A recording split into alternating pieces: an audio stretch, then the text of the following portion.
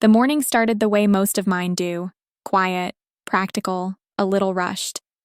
I was wiping down the last mat at the studio, the kind that still holds warmth in the foam after class.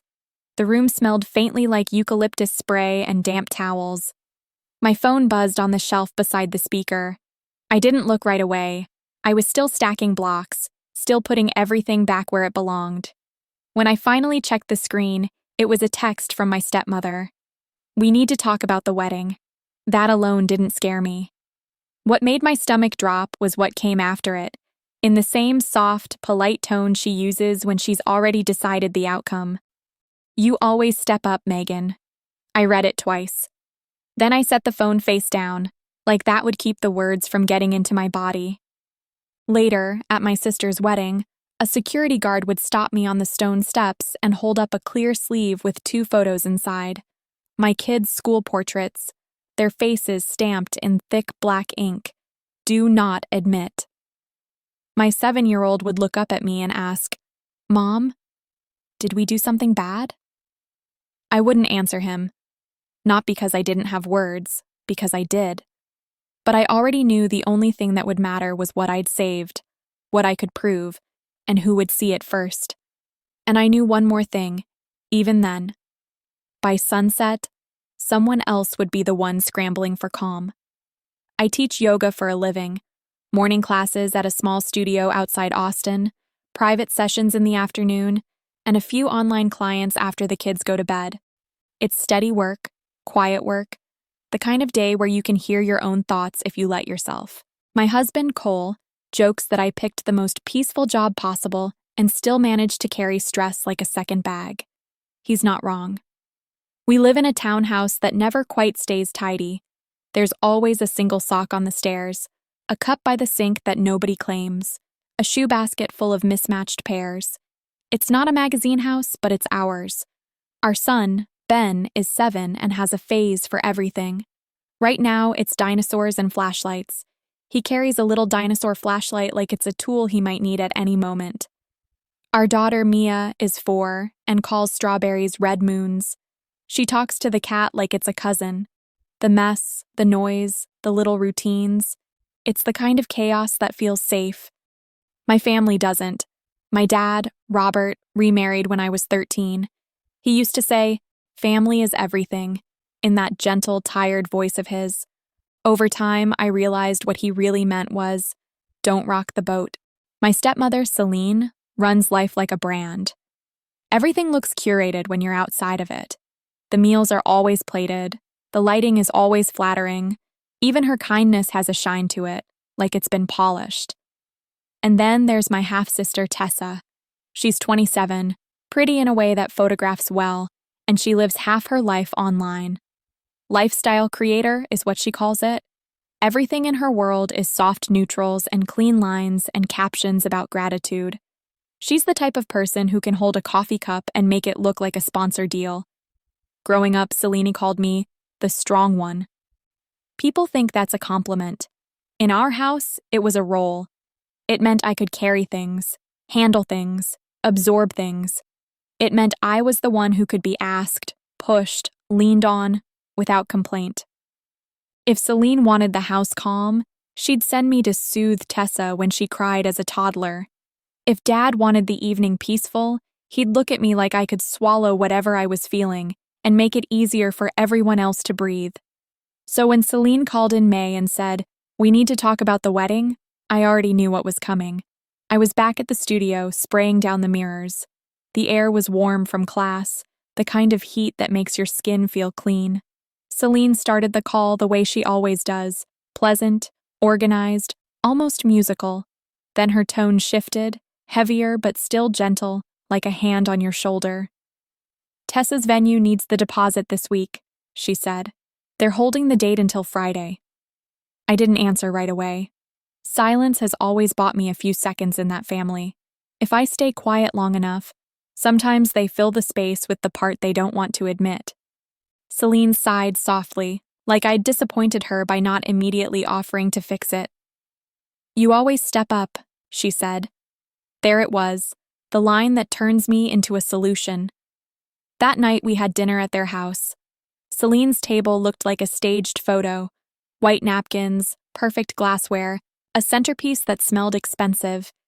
Tessa was late, of course, drifting in like she expected the room to adjust around her. Her fiancé, Grant, followed a step behind, polished and friendly in a way that never quite reaches his eyes. Celine had a binder on the table. Of course she did. She opened it carefully, like it was something official. Inside were printed menus, flower quotes, venue totals, photography packages. Every page had a number highlighted or circled. She flipped through them with calm confidence and landed on a sheet near the front. "It's 31,000 altogether," she said, as casually as if she was telling me the weather. "We just need the deposit covered right now. You can handle that, right?" Across the table, Cole didn't speak. He didn't have to. His face said everything. Tight, watchful, tired in a way that comes from watching someone you love keep volunteering to be used. My dad raised his glass. "Family comes through for family," he said. Tessa smiled, eyes bright. "It's for love," she added, like that word made the math disappear. I nodded slowly, like I was considering it. On the drive home, Cole was quiet for most of the ride. Streetlights slid across the windshield in soft bands. The kids were asleep in the back, their heads tipped at awkward angles, completely unaware of adult decisions being made over their futures. "You don't have to keep fixing them," Cole said finally. "I know," I said, but the next morning, after I dropped Ben at school and Mia at preschool, I sat at the kitchen table with my laptop open and my bank app pulled up. My finger hovered for a second before I confirmed the transfer. Half our savings. I told myself it was temporary. I told myself it would come back. I told myself it was easier to pay than to fight. Then my phone buzzed again, not even an hour later. A new message from Celine. "One more detail. Tessa wants the day to feel elevated. No kids at the ceremony or reception. We'll figure something out for you." I stared at those words until the screen dimmed. I could hear the dishwasher running. I could hear the clock ticking above the stove. I could hear my own breathing, steady and controlled, like I was teaching a class. I didn't respond. I just sat there, phone in my hand, and felt something shift. Small, quiet, but real. And then I opened a new note on my laptop and typed a simple title: "Wedding payments, dates, plus receipts." Then I waited. The next few weeks moved the way they always do when I'm trying to pretend something isn't happening. I taught my classes. I corrected postures with gentle hands. I reminded people to unclench their jaws, soften their shoulders, stop bracing for impact. Then I came home and did the exact opposite. I cooked dinner while thinking about numbers. I folded laundry while rehearsing conversations I didn't want to have. Celine didn't ask if the no kids rule worked for us. She simply behaved like it had been agreed upon, like it was a thoughtful detail she'd handled on my behalf. When I didn't respond, she sent another message the next day. "We'll help with childcare. Maybe your neighbor? Or a sitter from the agency Tessa uses." It wasn't concern. It was housekeeping. Cole didn't push me at first. He watched me move around the kitchen that night, packing lunches, rinsing cups, lining up shoes by the door.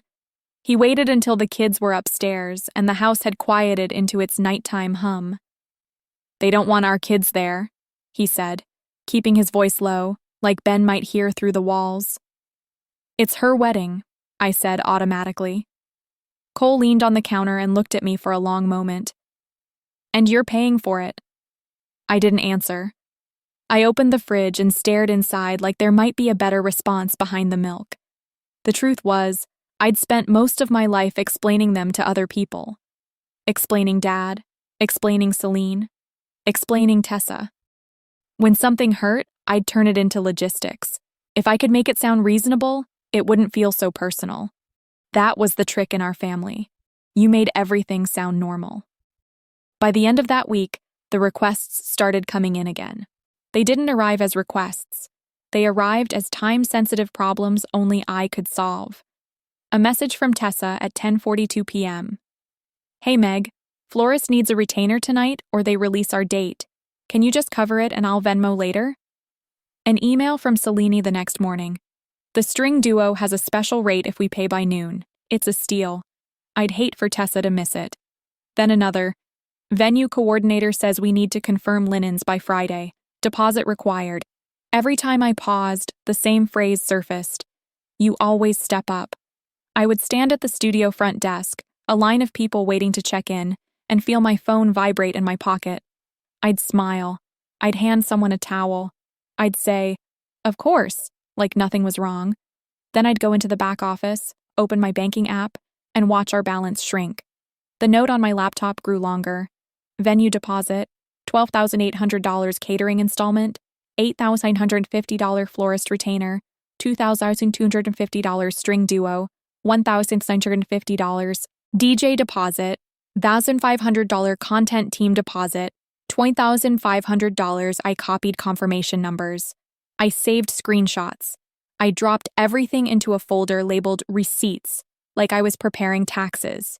It didn't feel dramatic while I was doing it. It felt clean, controlled, like I could keep my breathing steady if I had proof in front of me.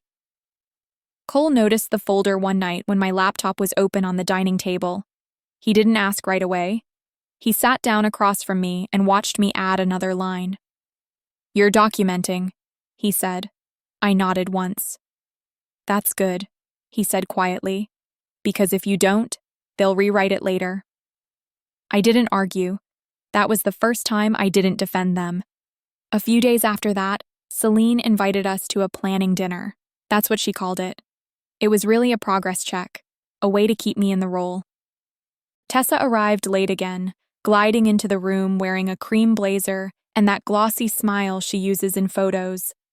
Grant came in behind her, phone already in his hand, like the night might require business. Dinner itself was polite in the way expensive dinners are polite. Everyone had a job. Selene hosted. Dad agreed. Tessa performed.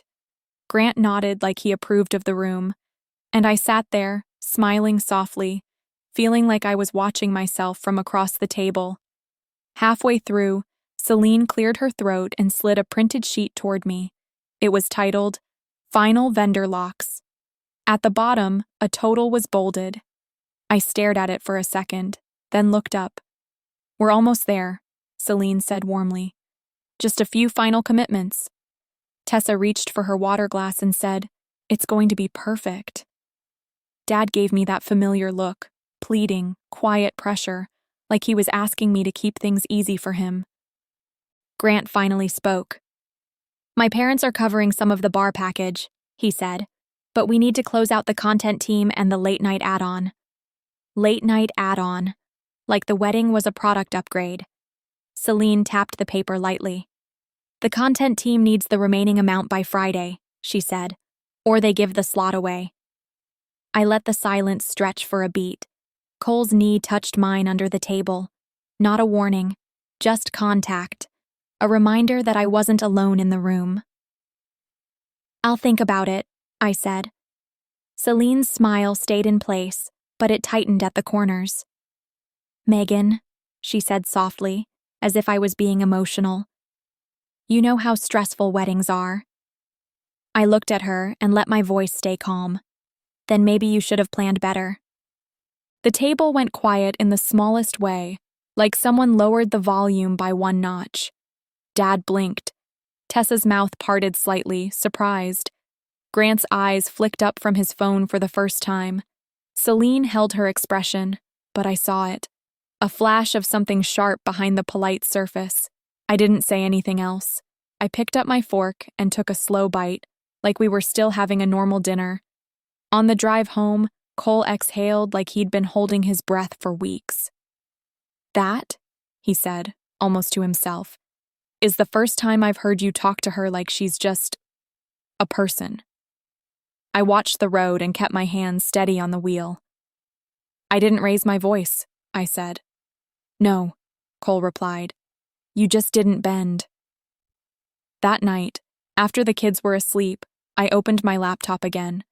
I scrolled through the receipts. I checked the total twice. Then I created a second folder. Not Receipts. Something clearer. Wedding contributions. Full breakdown. I saved the document. I backed it up. I attached screenshots in order. Date, vendor, amount, confirmation. Cole stood behind me, one hand resting lightly on the back of my chair. "What are you going to do with it?" he asked. I stared at the screen for a moment. "I don't know yet," I said truthfully. Then I closed the laptop, set my phone face down on the table, and went to bed. And for the first time since May, I slept like someone who had stopped trying to keep the peace. The next morning, my phone buzzed before I even finished my coffee. A text from Celine. "Can you come by the studio today? We should talk in person." I read it once, then a second time. And I felt that old reflex try to rise again. Fix it, smooth it, make it easy. I didn't answer right away. I just stared at the message until the screen dimmed, and the quiet in the kitchen felt like a decision. Celine showed up at my studio just after lunch. I was rolling fresh towels at the front desk, the small kind that still smell like detergent and a hint of lavender. The hallway lights were dimmed. A playlist drifted from the speakers, slow instrumental, the kind that makes people feel like they're doing something healthy just by standing near it. The door opened and she walked in like she belonged there. Cream blazer, hair pinned back, makeup done in that careful way that looks effortless. Her smile arrived first, practiced and light, like she'd come to drop off cookies instead of collect payment. "Megan," she said, soft and warm. I was nearby. She wasn't. Celine doesn't happen into places. I kept my voice even. "Hi." She looked around the studio as if she was taking inventory. Mats stacked neatly, blocks in their baskets, the space calm, clean, controlled. I watched her eyes linger on the quiet like she wanted to borrow it. "You've been hard to reach," she said. "I've been teaching," I replied. She gave a small laugh that wasn't really a laugh. "We're all busy, but this is important." I nodded once and walked behind the desk to the small office area. I didn't invite her back, but she followed anyway. Celine moves through spaces like doors are suggestions. The office smelled faintly like paper and peppermint tea. My laptop was closed on the desk. A stack of client forms sat in a tray. I could hear the front room clock ticking. Celine stood in the doorway and sighed, the kind of sigh that's meant to make you feel guilty for standing still. "Tessa's been crying," she said. "She's under so much pressure. And your father, he's not sleeping. He hates conflict." I let her words sit in the air. It wasn't that I didn't care. It was that I'd heard this exact sequence my whole life. First comes stress, then comes guilt, then comes the expectation that I will make it disappear. Celine stepped closer, lowering her voice like we were sharing something private. "You know how weddings are," she said again. "They bring out emotions. People say things. But you always have this way of stabilizing everything." There it was, the compliment that turns into an assignment. I reached for my laptop and opened it, not quickly, not dramatically, just the same way I open it to check class registrations. A small, ordinary motion. Celine watched, her smile still in place, but curious now. I clicked into the folder I'd made the night before. Wedding contributions, full breakdown. I didn't swivel the screen toward her yet. I didn't need to. I wanted to see what she did when I didn't immediately offer comfort. She tilted her head. "What's that?" "A record," I said.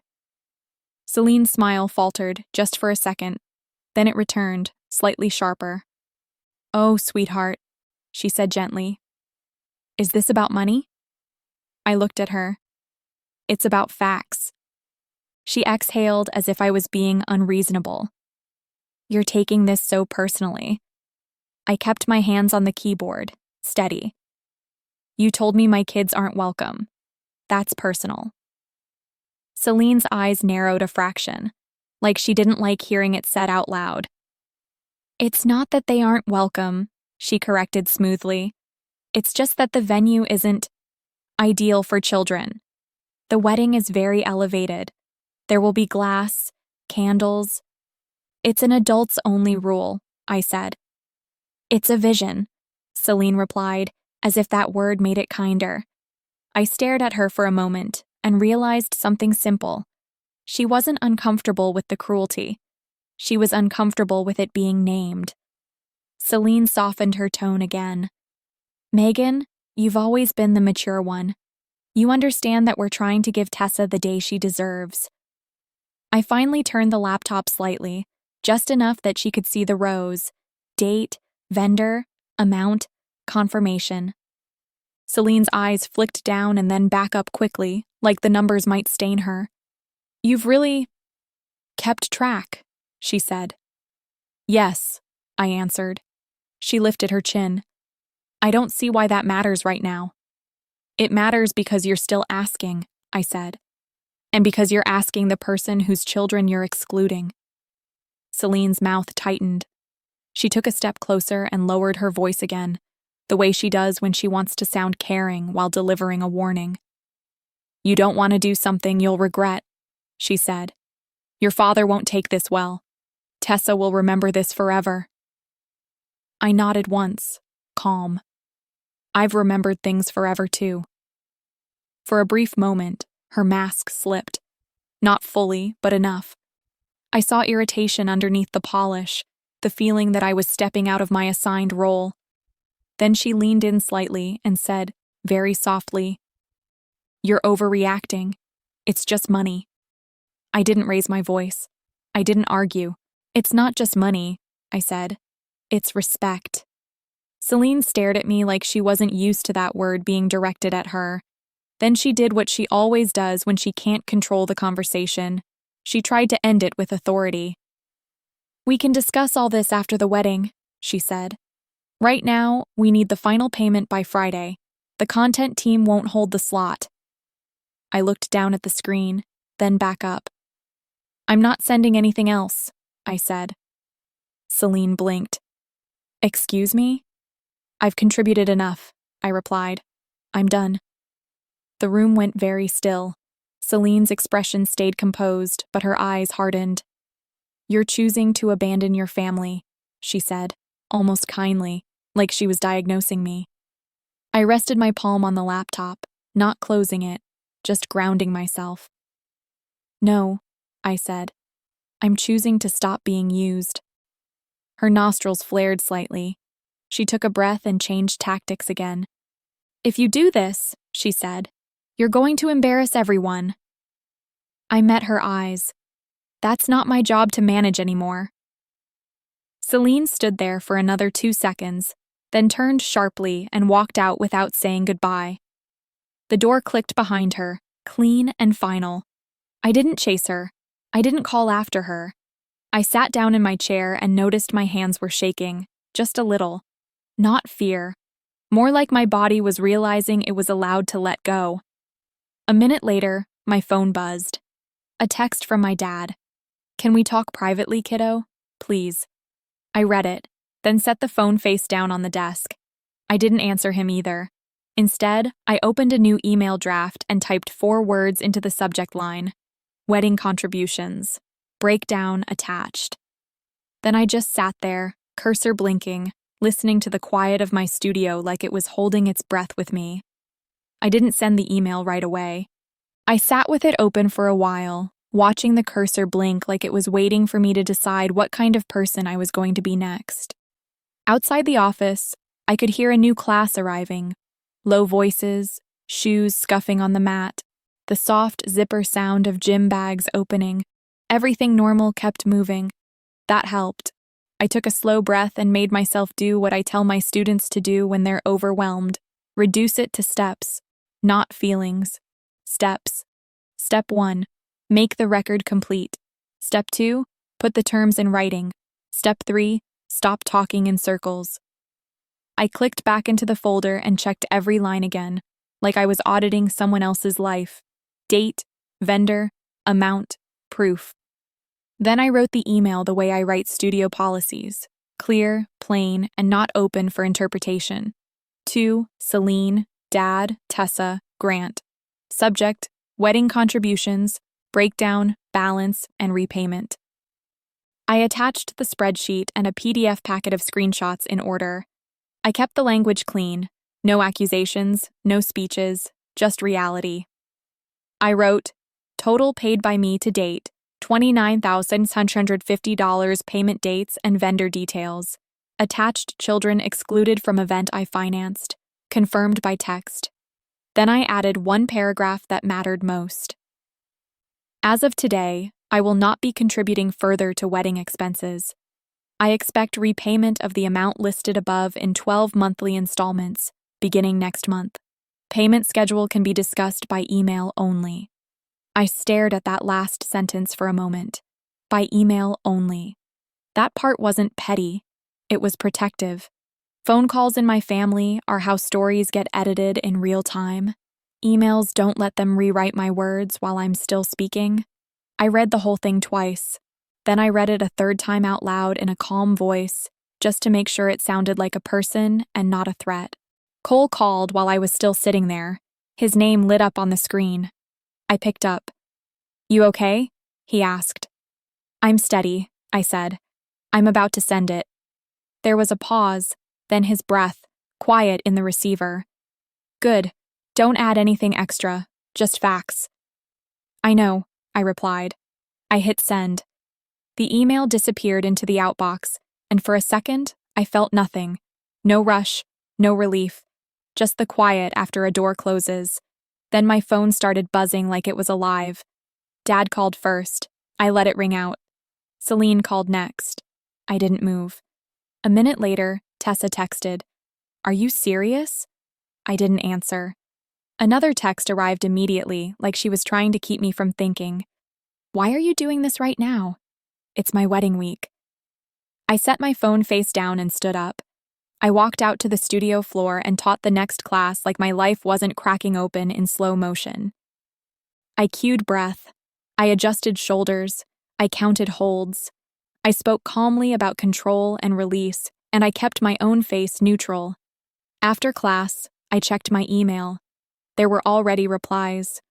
From Celine, How dare you threaten your own family? This is shameful. From Dad, Let's talk privately, kiddo. We can figure this out without making it ugly. From Tessa, 12 months? LOL? We're not a bank. From Grant, Give me time. I'll talk to my parents. I read them once, then I clicked archive on all of them. Cole came by the studio at the end of the day, still in his work clothes. He didn't ask for the play-by-play. He just stood beside me while I shut off lights and locked the door. In the car, he said, Now they'll try to pull you back in. They'll either guilt you, scare you, or offer something small to make you doubt yourself. I watched traffic move in slow lines under the evening sky. I'm not taking calls, I said. Cole nodded like he'd been waiting years to hear it. Good. At home, Ben showed me a drawing he made at school. A big dinosaur with a tiny crown. Mia ran in circles holding a strawberry sticker like it was treasure. I made dinner. I rinsed plates. I packed lunches. I kept doing normal things on purpose. Normal was mine. Later that night, after the kids were asleep, Dad texted again. I'm coming by tomorrow. We need to talk face to face. I showed Cole the screen. He didn't look surprised. He just reached for my hand across the counter. Door stays closed, he said. I nodded once. The next morning, I woke up early. Not anxious. Awake in that alert way, like my body knew something was coming. I made coffee. The kitchen was dim, except for the small light over the stove. I opened my laptop and printed one copy of the spreadsheet, then another, and slid them into a folder. Physical copies, just in case. Then I heard tires outside, a car door, footsteps on the walkway, and a knock, controlled at first, polite, the way someone knocks when they still believe they're going to be let in. I didn't move. The knock came again, louder. Megan, my father's voice said through the door, tired and pleading. Please, just open up. Cole stood behind me, close enough that I could feel him there without turning around. I stayed where I was. Then the knocking stopped. For a few seconds there was nothing, just quiet and the faint hum of the fridge. And then my phone buzzed with an incoming call from an unknown number. I looked at the screen and didn't touch it right away. I watched the unknown number ring until the last second, then answered. "Hello?" A man's voice came through, steady and low. "Megan, this is Martin Hale, Grant's father." I didn't speak right away. Cole lifted his eyebrows slightly, asking without words. I held up one finger. "Wait." Martin continued, like he didn't want to waste breath. "I just saw something I shouldn't have seen." My grip tightened on the phone. "What did you see?" "The list," he said. "The one for the door staff, with 2 children's photos." For a moment, everything in my kitchen felt very still. The coffee maker clicked as it warmed.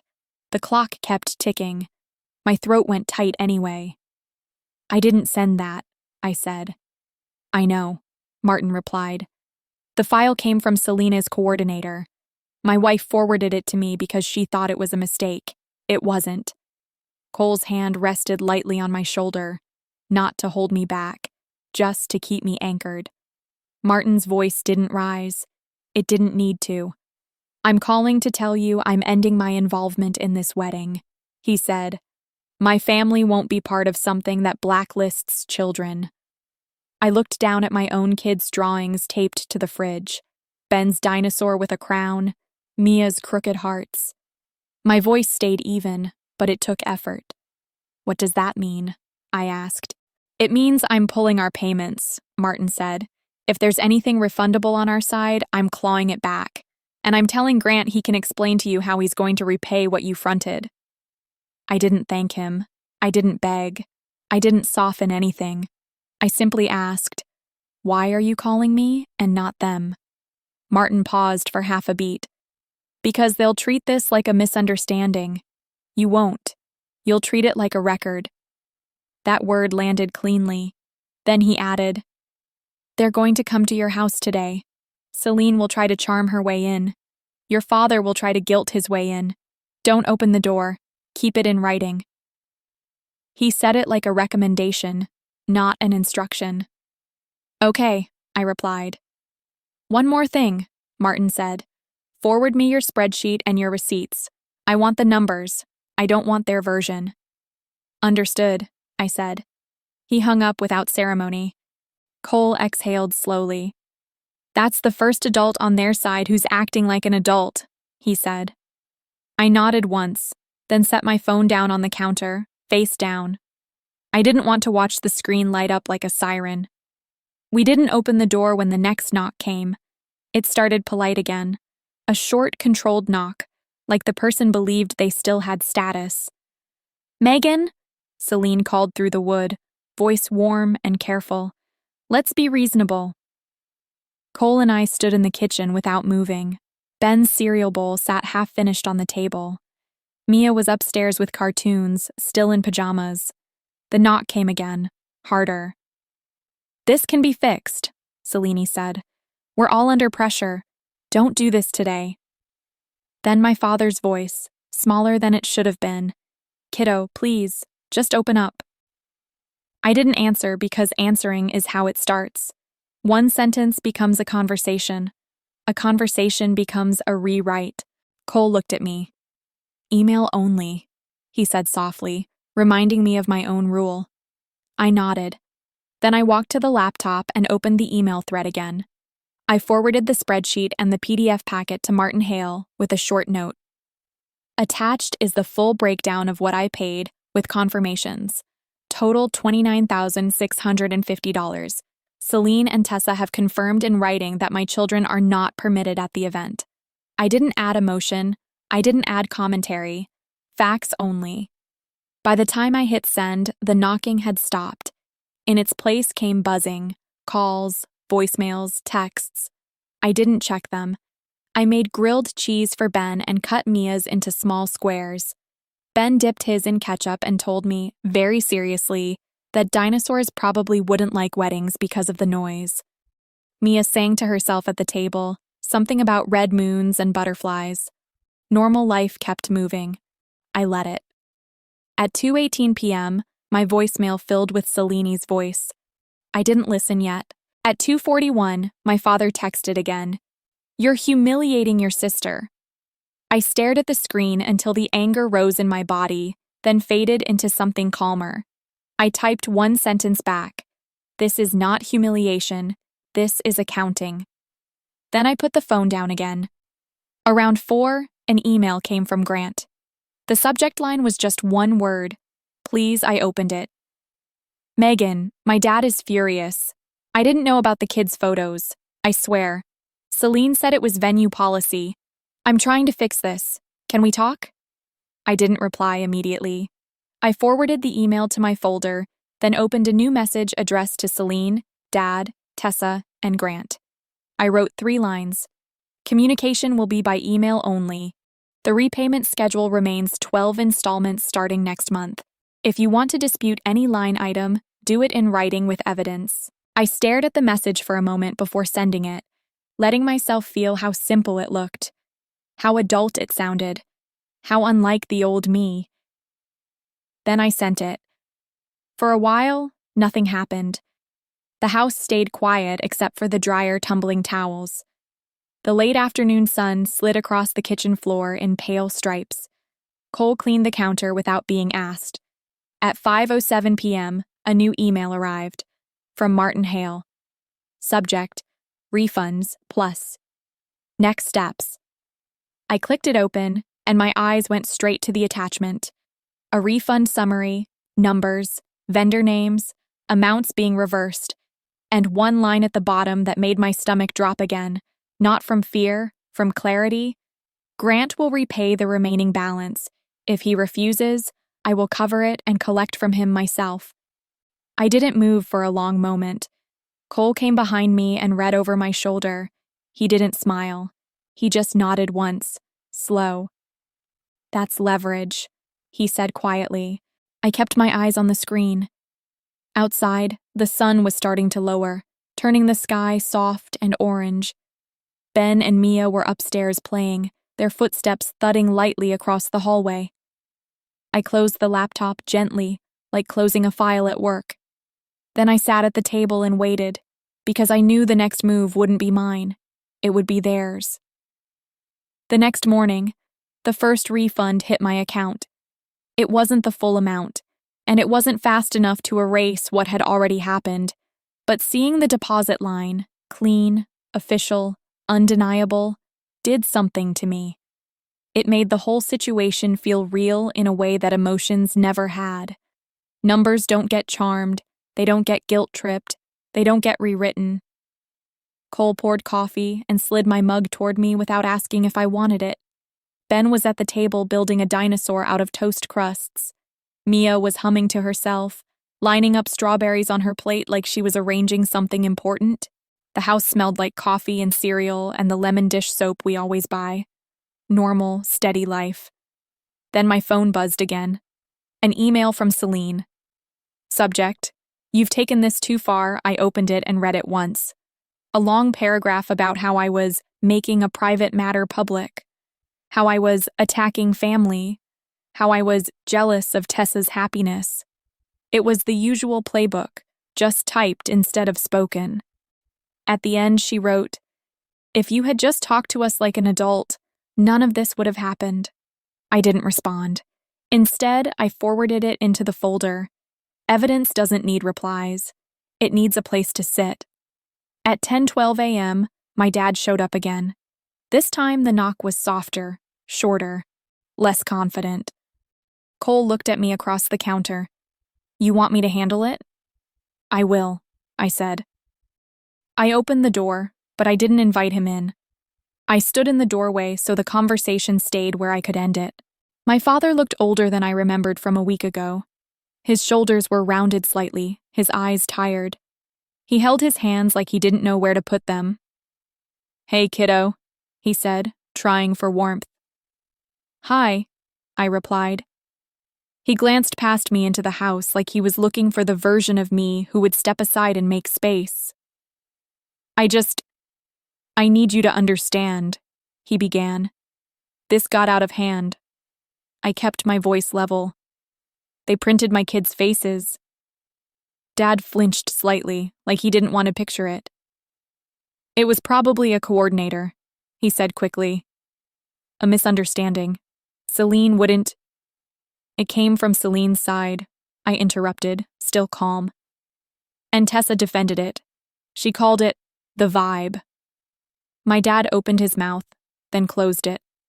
He looked down at the porch steps for a second, then back at me. You could have handled this quietly, he said. That line used to work on me. It used to make me feel like my job was to preserve appearances. I didn't argue with him. I just said, quiet is how it kept happening.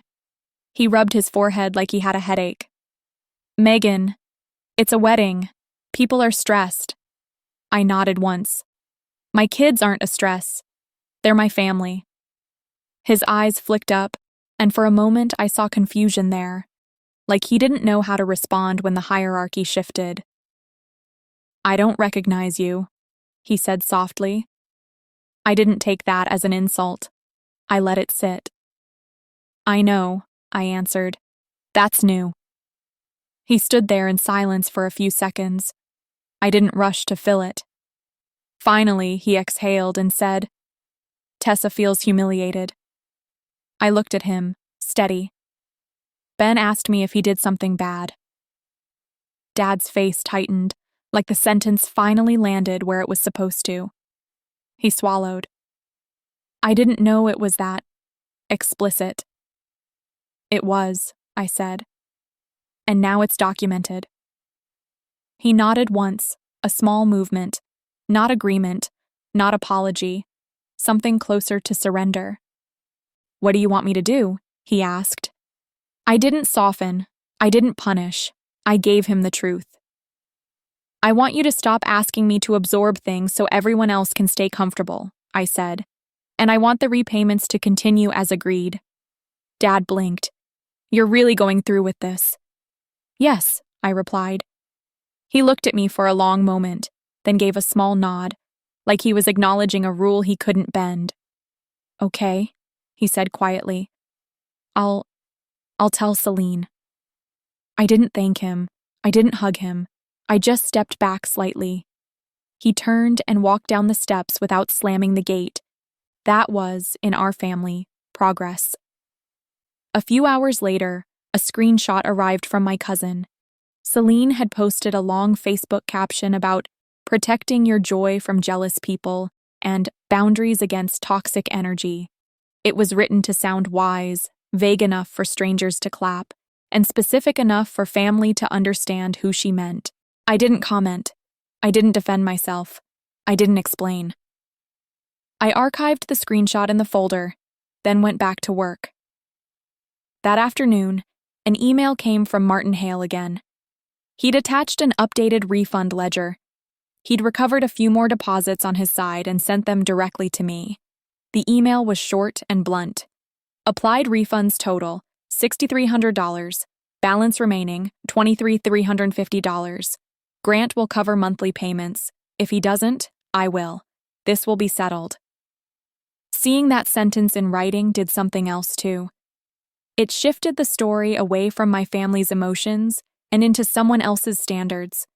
Someone on the other side had looked at what happened and said, no, not acceptable. That mattered more than Celine's posts. That evening, the first installment arrived. A bank transfer with a plain memo line.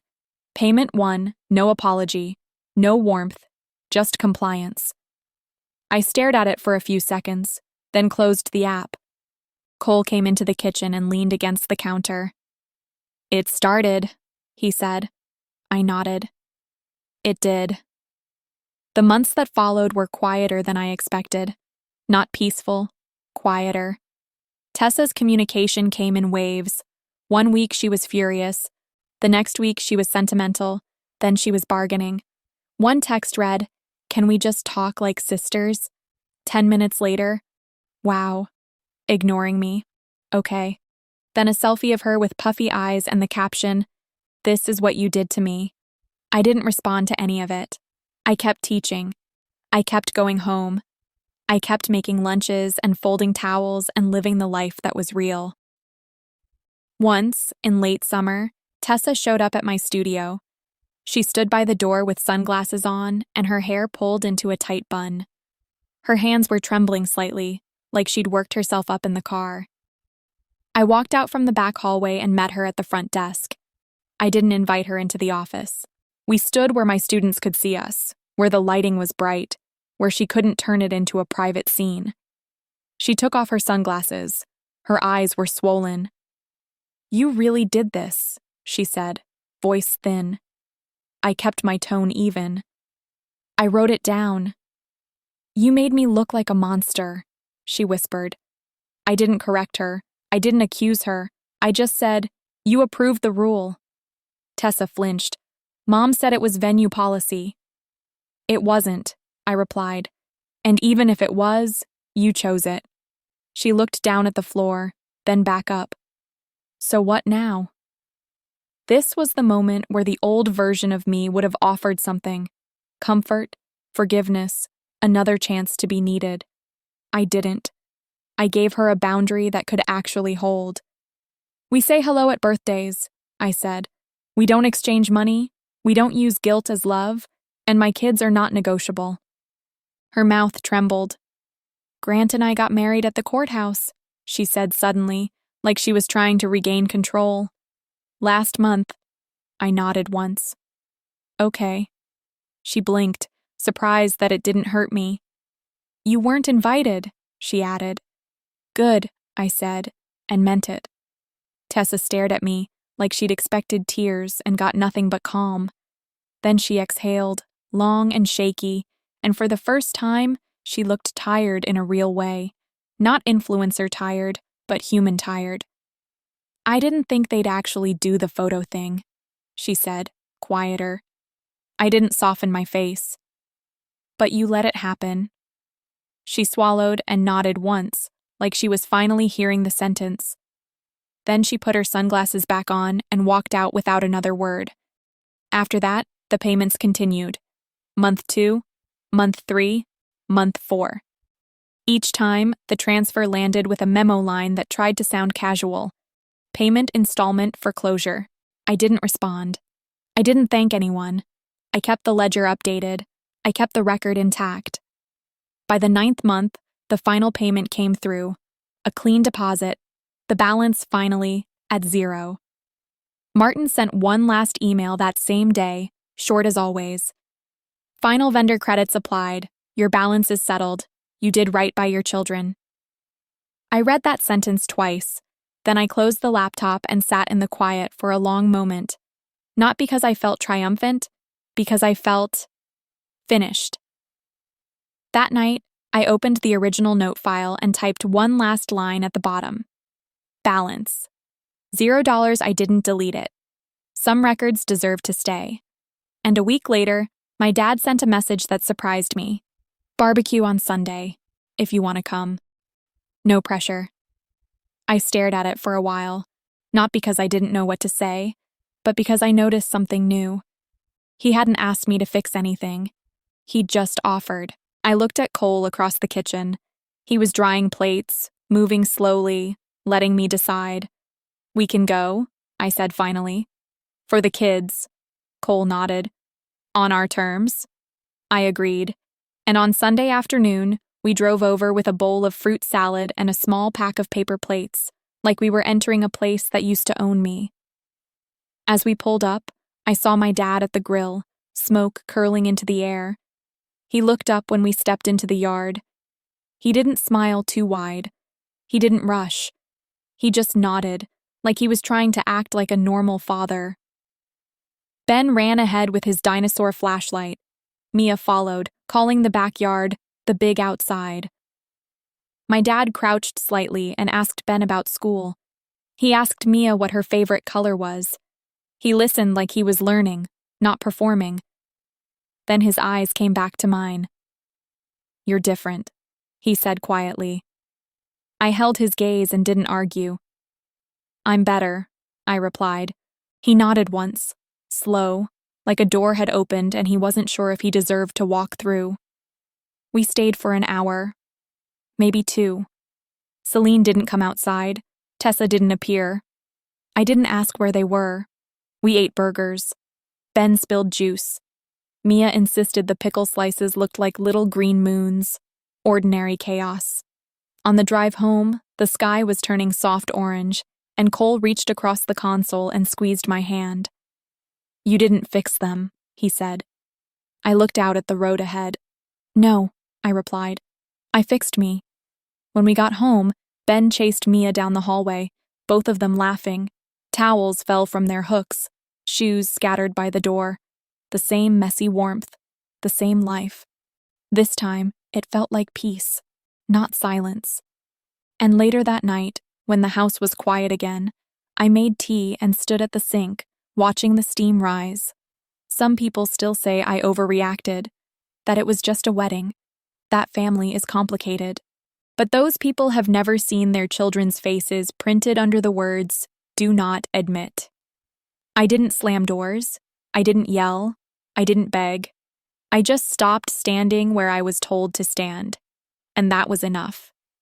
A week after that barbecue, I did something small that would have felt impossible a year ago. I cleaned out a drawer in the kitchen.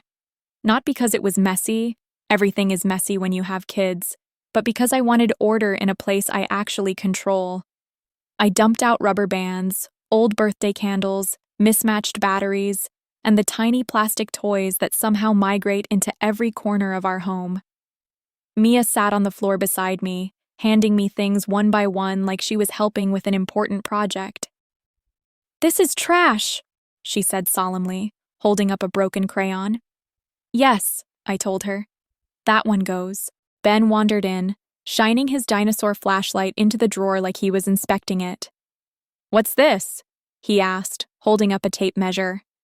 "That's for fixing things," I said.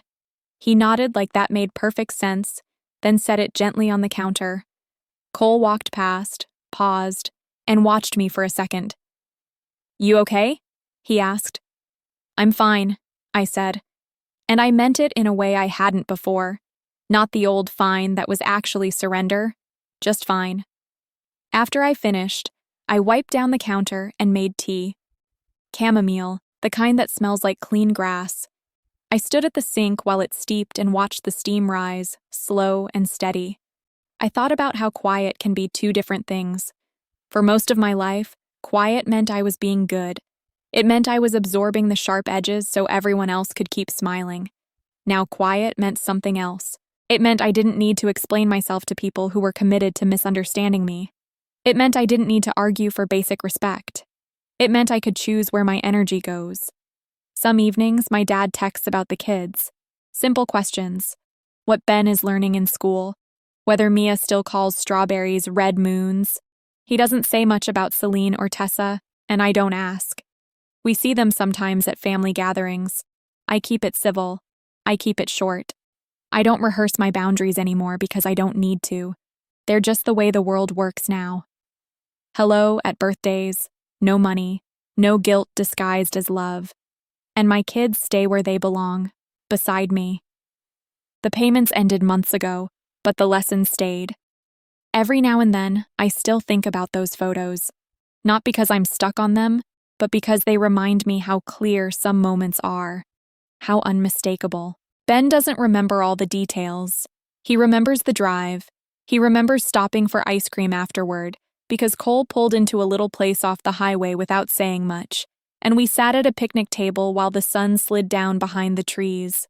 Mia remembers the sprinkles. She calls that day the ice cream day, like that's what it was always supposed to be. And maybe that's okay. A few days ago, one of my newer students lingered after class. She was in her late 20s, always early, always polite, the kind of person who says sorry when she doesn't need to. She waited until the room emptied, then stood near the blocks with her hands folded. "Can I ask you something?" she said.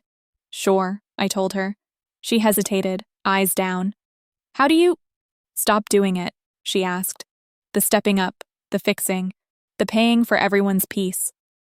I didn't answer quickly. I didn't want to hand her a slogan. I just said, You start by writing it down, and you stop having conversations that can be rewritten. She nodded, like that landed somewhere deep. Then she said something that stayed with me all evening. My sister's getting married too, she whispered.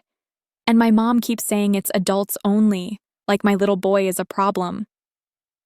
I looked at her and felt the world narrow into something simple and familiar. I didn't tell her my whole story. I didn't make it about me. I just said, if you want, bring me the messages. We'll make a record. Then we'll decide your rules. Her shoulders dropped a little, like her body finally believed she wasn't alone. After she left, I turned off the studio lights and locked the door. The parking lot was quiet. My car was warm from the afternoon sun. I sat behind the wheel for a minute before starting the engine, hands resting at 10 and 2 the way they teach teenagers. I thought about how many people are living the same pattern, just with different names. And I thought about how calm can be strength, not weakness. At home, Ben and Mia were in the hallway, chasing each other in slow circles. Towels were off the hooks again. Shoes were scattered. The kind of chaos I don't need to earn. Cole caught my eye from the kitchen and smiled slightly, like he knew exactly what kind of day it had been. I put the phone face down on the counter, washed my hands, and joined my life. If you stayed with me through this, thanks for being here. And if you've ever had to draw that line, quietly, without yelling, without a scene, go ahead and tap like and subscribe. It helps more than you think. And tell me in the comments what city you're watching from and what time it is for you right now. 2 popular stories are going to pop up next, and I'll see you there.